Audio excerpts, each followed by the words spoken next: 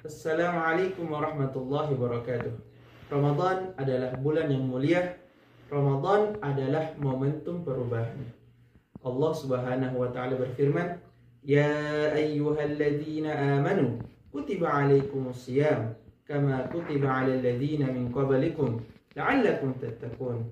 Wahai orang-orang beriman, telah diwajibkan kepada kalian ibadah puasa kama kutiba alal ladzina min qablikum, sebagaimana diwajibkan kepada orang-orang sebelum kalian, la'allakum tattaqun, agar kalian bertakwa.